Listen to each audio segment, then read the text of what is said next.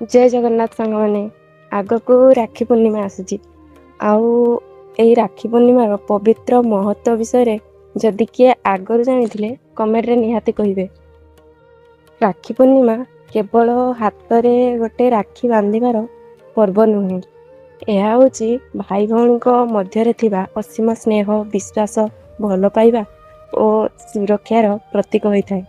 एही दिन गोटे भौणी ता भाई हाथ में राखी बांधि ता भाईर दीर्घ जीवन आउ सुख समृद्धि पाई भगवान को निकट में प्रार्थना करिथाए। आउ गोटे भाई मध्य ता भौणी को ता सुखरे दुखरे साथ देवा पाई प्रतिश्रुति देइथाए। गोटे राखी सूता देखिबाकू हुए तो साधारण होइथाइ पारे, किंतु सेई राखी सूता सहित जड़ित भावना बहुत गभीर होइथाए और यही छोटिया सूता खंड भाई भौणीर संपर्क को आहरी मजबूत कर देइथाए।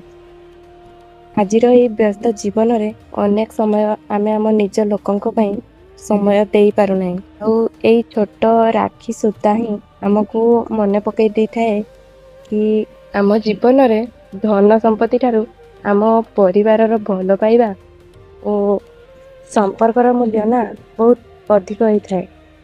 भाई भौणी दूर थिले मध्य एही छोटिया राखी खंड सूता दुईटी हृदय को एकाठी रखता है।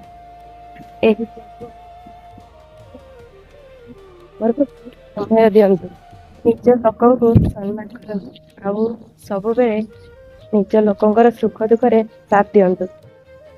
सबू भाई भौणी को रक्षाबंधन अनेक अनेक शुभेच्छा और शुभकामना।